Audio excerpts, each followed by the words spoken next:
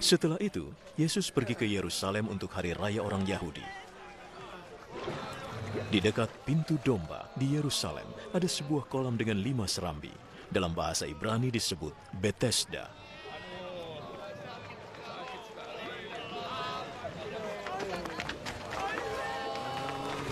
Di serambi-serambi itu banyak orang sakit yang berbaring.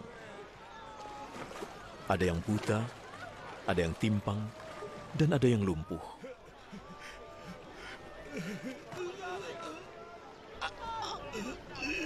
Di situ ada seorang pria yang sakit selama 38 tahun.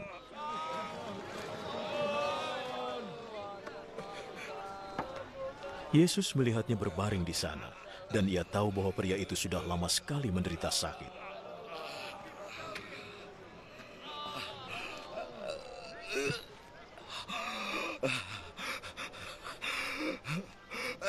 Apakah kamu mau sembuh? Tuhan, aku tidak punya kerabat untuk memasukkanku ke dalam kolam waktu airnya berguncang. Ketika aku mencoba masuk, orang lain sudah masuk lebih dulu.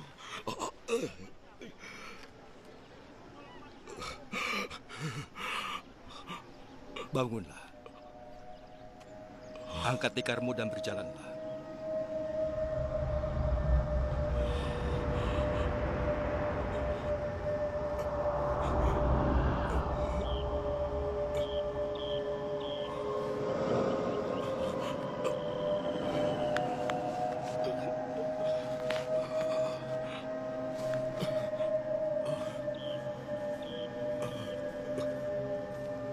Seketika itu juga, orang itu sembuh.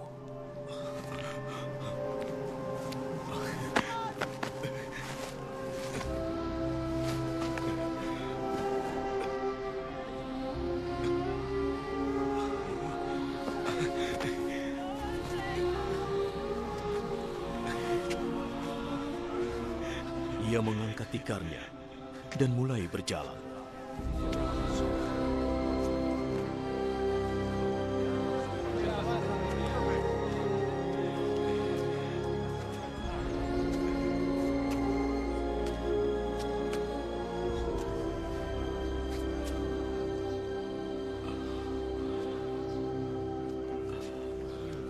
Hal itu terjadi pada hari Sabat. Maka para penguasa Yahudi berkata pada pria yang sembuh itu, "Hari ini adalah hari Sabat. Kau sudah melanggar hukum karena kau telah mengangkat tikarmu." Orang yang menyembuhkanku menyuruhku mengangkat tikarku dan berjalan. Siapa yang telah menyuruhmu melakukan itu? Tetapi orang yang sembuh itu tidak tahu siapa itu Yesus. Sebab di situ banyak sekali orang, dan Yesus menghilang di sana.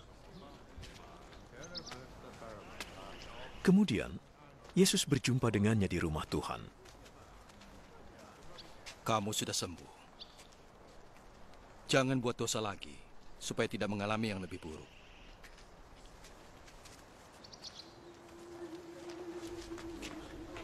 Lalu orang itu pergi dan memberitahu para penguasa Yahudi bahwa Yesuslah yang telah menyembuhkannya.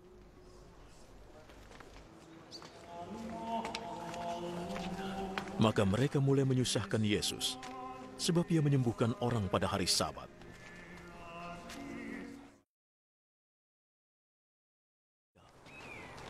Yesus merasa terharu lagi, lalu pergi ke makam yang merupakan sebuah goa yang ditutup dengan batu besar.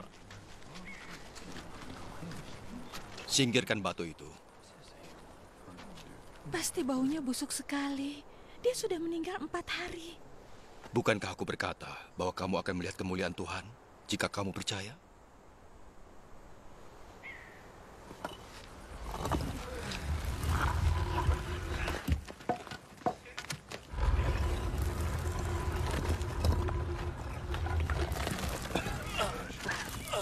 Mereka menyingkirkan batu itu.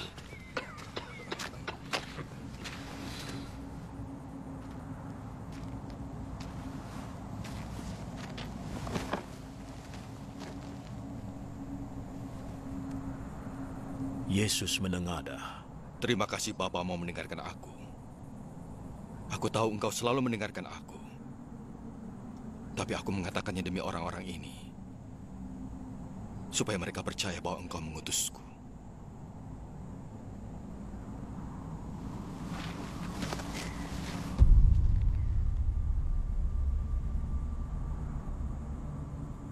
Sesudah berkata begitu, ia berseru dengan suara keras. Lazarus, keluarlah.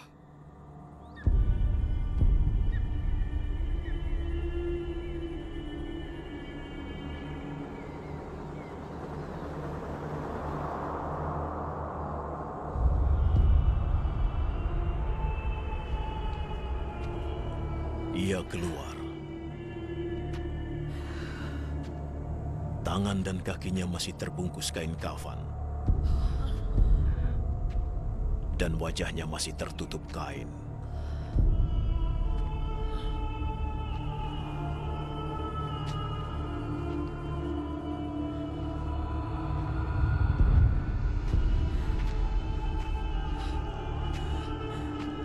Lepaskan kafannya dan bebaskan dia. Banyak orang yang datang mengunjungi Maria melihat perbuatan Yesus, dan mereka percaya padanya. Tapi beberapa di antaranya menemui orang-orang Farisi dan melaporkan apa yang diperbuat Yesus. Maka orang-orang Farisi dan imam-imam kepala menemui mahkamah dan berkata, "Kita harus berbuat apa?" Orang itu telah banyak sekali membuat keajaiban.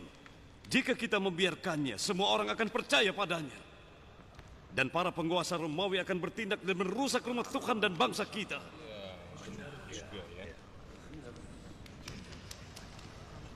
Salah satunya yang bernama Kayafas, imam agung pada tahun itu berkata, "Kalian sungguh bodoh. Tidakkah kalian sadar bahwa akan lebih baik bagi kalian jika membiarkan satu orang mati demi seluruh rakyat daripada seluruh bangsa ini hancur?" Sebenarnya ia mengatakan itu bukan dari pikirannya sendiri sebagai imam agung tahun itu.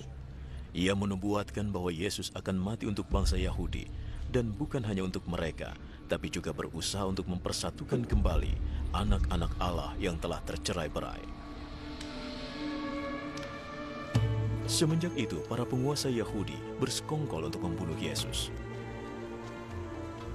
Maka di Yudea, Yesus tidak lagi tampil di muka umum. Ia pergi ke sebuah tempat di dekat padang gurun, ke kota bernama Efraim, di mana ia tinggal dengan murid-muridnya. Hari Raya Paskah Yahudi sudah dekat. Banyak orang dari desa sudah pergi ke Yerusalem untuk menjalankan upacara pembersihan diri sebelum perayaan itu.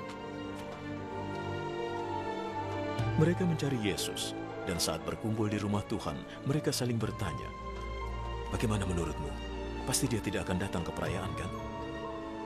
Imam-imam kepala dan orang-orang Farisi sudah mengeluarkan perintah bahwa jika ada yang tahu keberadaan Yesus, ia harus melaporkannya sehingga mereka bisa menangkapnya.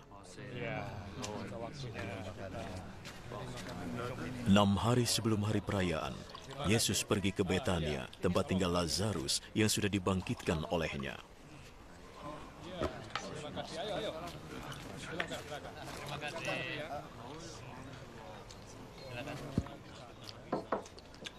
Di sana Yesus dijamu oleh mereka, dan Marta melayaninya. Lazarus dan para tamu duduk makan bersama-sama dengan Yesus.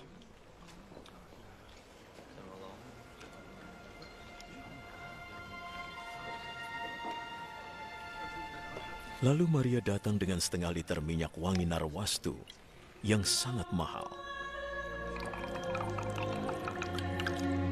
Ia menuangnya ke kaki Yesus dan menyekanya dengan rambutnya. Harum minyak wangi itu memenuhi seluruh rumah.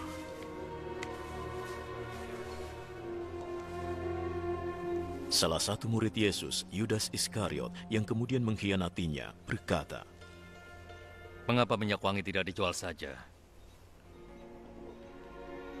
Harganya 300 keping uang perak. Dan uangnya untuk orang miskin." Yudas berkata begitu bukan karena peduli pada orang miskin, tetapi karena dia pencuri. Dia sering sekali mengambil uang dari kas bersama yang disimpannya. Jangan ganggu dia. Biar dia menyimpan miliknya itu untuk penguburanku. Orang miskin akan selalu ada. Tapi aku tidak akan selalu ada.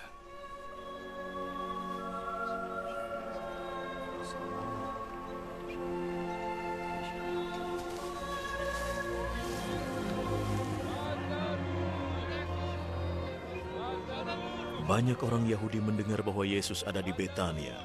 Jadi mereka pergi ke sana, bukan hanya karena Yesus, tapi juga untuk melihat Lazarus yang telah dibangkitkan oleh Yesus.